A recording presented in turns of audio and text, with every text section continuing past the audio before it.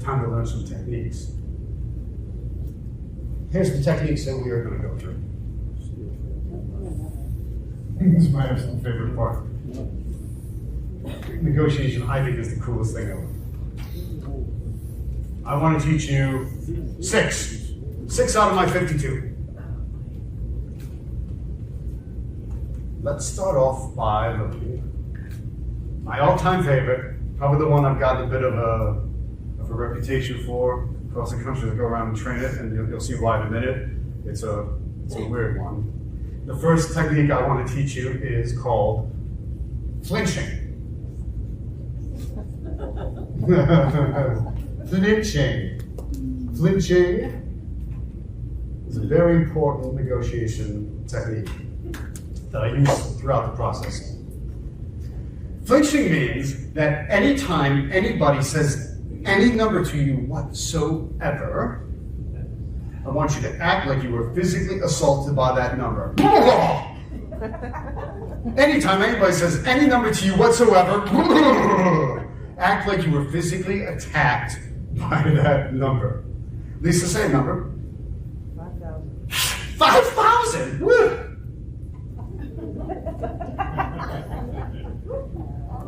Jamie, say a number. 100,000. 100,000! Woo! Again.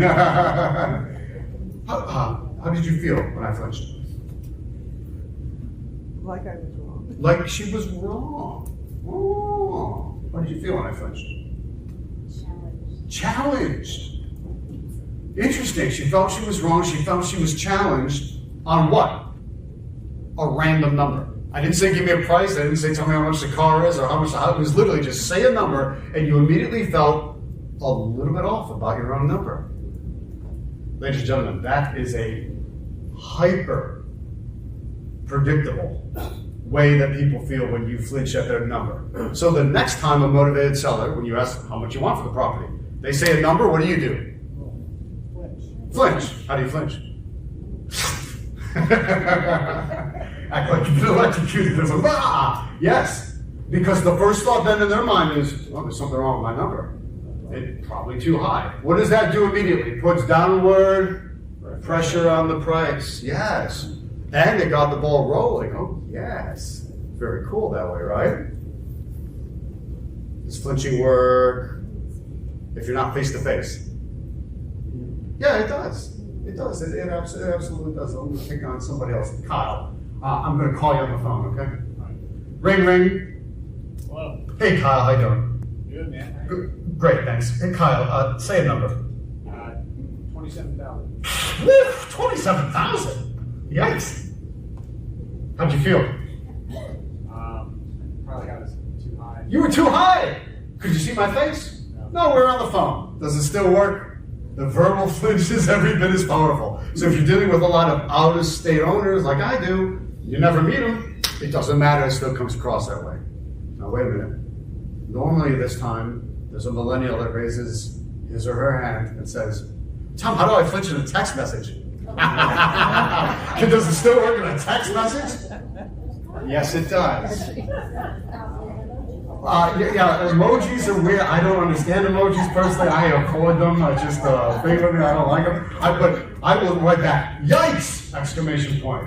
Ouch! Exclamation point. Really? Question mark, exclamation point, question mark. Yeah, all cap, yeah. What? OMG. you can flinch in a text message and it will have the same impact. Are you capable of flinching? Yes. Raise your hand if you are. Keep the hand up if you promise me to flinch the next time you hear a number. Excellent, good. There's only one exception, but I'll tell you that one later. Will flinching work whether you are absolutely ridiculous and overdoing it like me, or if you're kind of more quiet and subtle? I have a student named Keisha. She's delightful. She's lovely. She's quiet. She comes up and she says, Tom, is this going to work for me? I said, it absolutely does. She says, but I'm not quite as weird as you are. That's probably a good thing. I said, it's still going to work for you. I said, because this is based on, people talk about the art of negotiation. No, this is the science of negotiation. The science is more important than the art. The art will come with practice. The science is what matters. So I asked her, I said, Keisha, I'm going to say a number, you flinch. So I said 10. She went, ooh. Wow, I'm doing this big example. Ooh. Well, she showed up at my next event. She was all excited because she knocked out her first wholesale deal, a signed contract. She made a $10,000 profit on it. It's awesome. How did it go? She goes, well, I was really nervous because I knew when I asked them the price, I had to do what she told me and flinch. So she basically said, ooh, and made $10,000 bucks. I thought that's not bad at all. Guys, who's willing to say, ooh, for 10 grand? Okay, good. So here's my point. If you flinch like me, or you flinch like Keisha, or most probably somewhere in between, you're going to be A-okay. Because it's the science of this that matters. Got it? Okay. Your very next time talking to a motivated seller, flinch and watch what happens. All right. Technique number 2. Technique number 2 is called bracketing.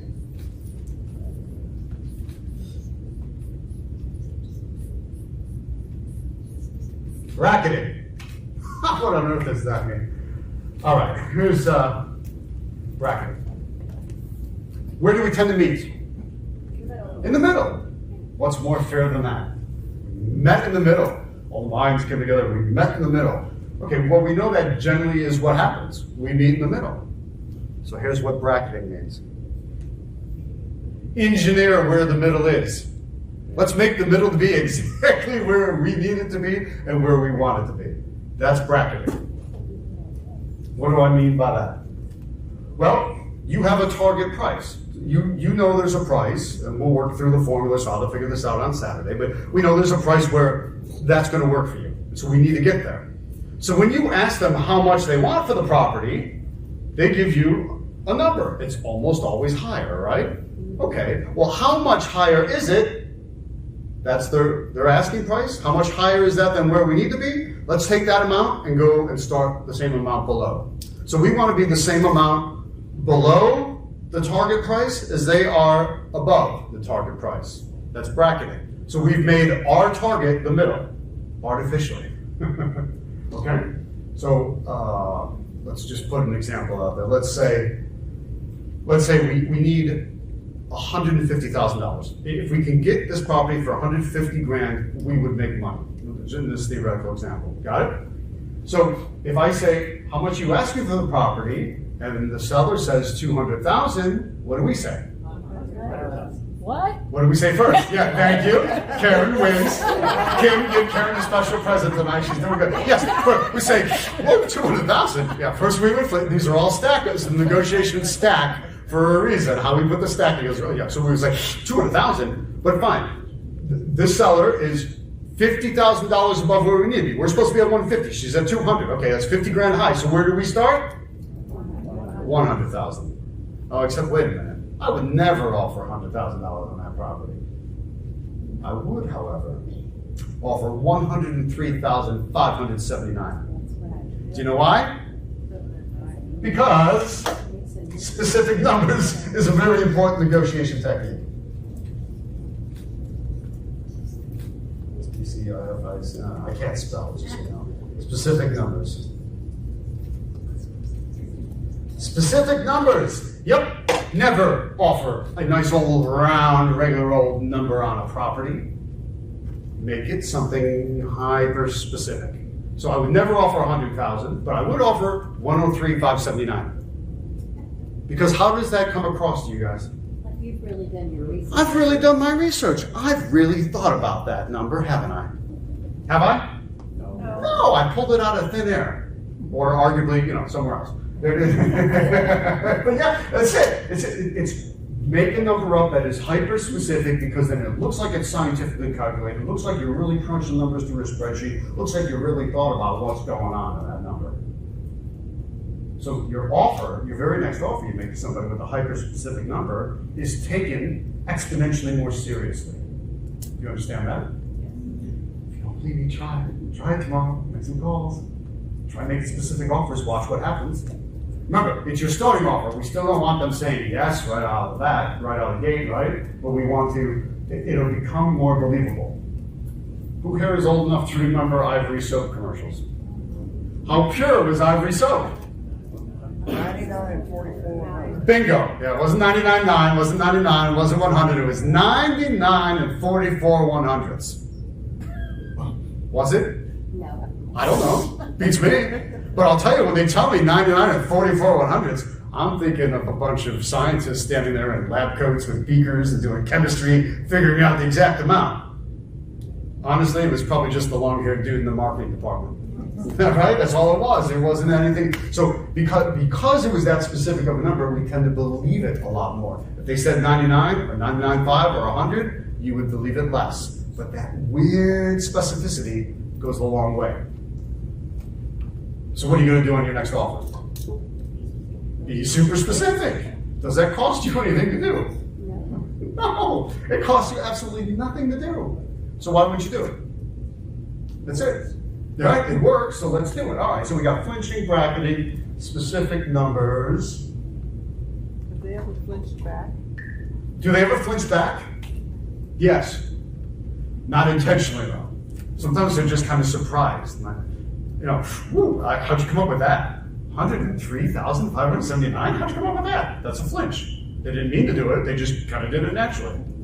To which you say, well, you know, who would do all this research and this analysis and this spreadsheet that tells me the exact amount? Great, you just basically back it up.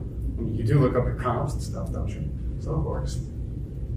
This next technique, you've probably heard of it before, but I wanted to find it out my way, all right? Tom's got his own way of looking at these things. It's splitting the difference. Splitting the difference. A very important technique that you will actually use rather often. Where do we say things tend to meet? In the middle. And that's fair, because it's the middle. Therefore, if we're splitting the difference, where are we trying to meet? In the middle. So I tend to use this technique if I'm stuck, or the negotiation starts to stall out, or we get to what's called an impasse. So let's say in this example I was using earlier, I've gotten the seller down from 200,000 to 160. What was my target? 150. And let's say they've gotten me up to 140. So how far apart are we? 20, yeah. 10 each off the goal. So the basic way of splitting the difference is just offer, hey, let's split the difference. I'll meet you in the middle. Sound good? You could do that, except it would violate another principle. That principle is always let the other side feel like they won. Always let the other party feel like they won the negotiation. That's really important. So they will feel like they won if you agree to what they want, not if they're agreeing to what you want. So if I say, hey, let's split the difference and meet in the middle, they're agreeing to my terms, which means I won. So now I've got to convince them to say something? How do you get them to say something complicated like that? You have a nice conversation. You say, gee, okay, you're at 160. I've come all the way up to 140. Notice how they're just there, and I had this big struggle to get all the way up. Just a subtle little way of phrasing things.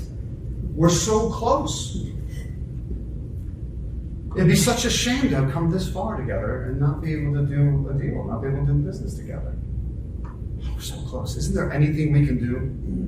To which they say, I'll meet you in the middle. I'll split the difference with you, Tom. And you go, split the difference? Oh, you mean like 150?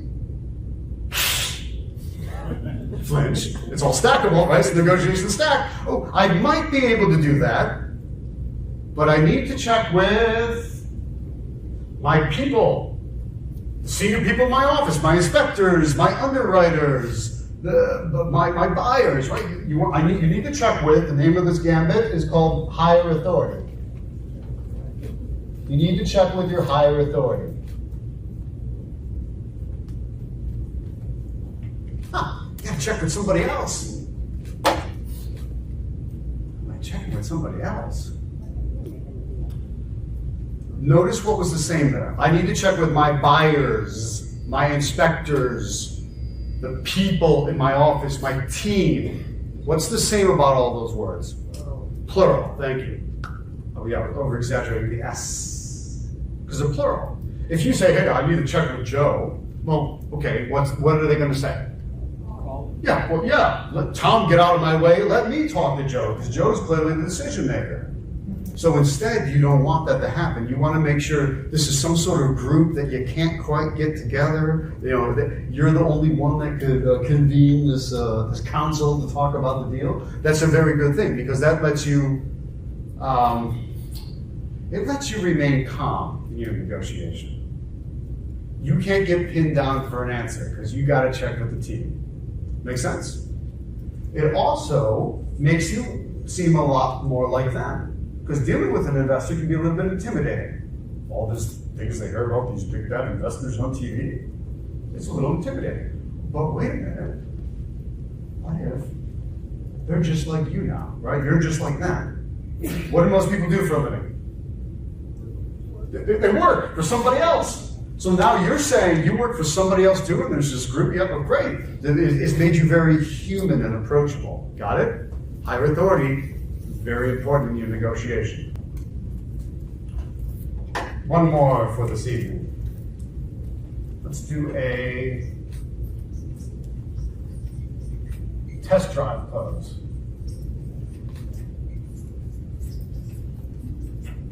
The test drive close.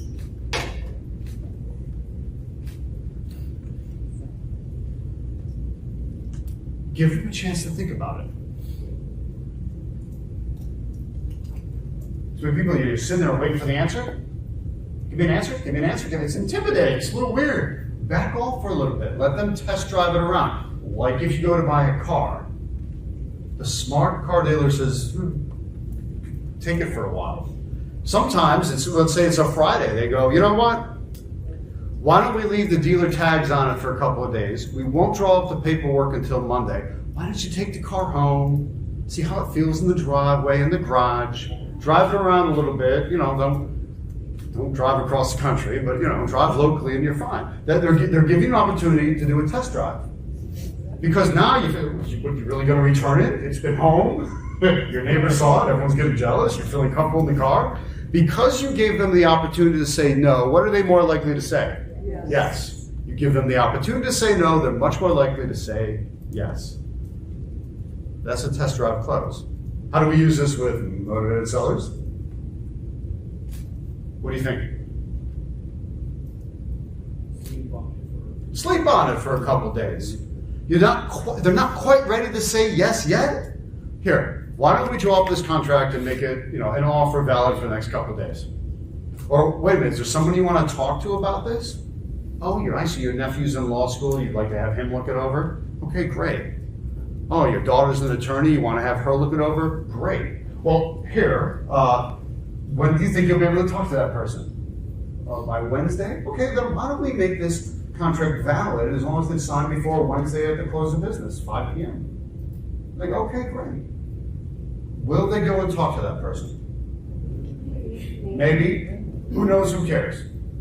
If they talk to them, great. If they don't, great. You gave them the opportunity to think about it. You are able to back away. That's a really, really cool, powerful thing. You see how that can work wonders for you?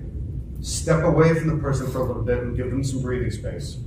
Like a lot of times, couples, they want to talk amongst themselves, not in front of you, right? So you need to leave. Well, I'll tell you about one of my students in a second. That he literally just walks away when the time comes.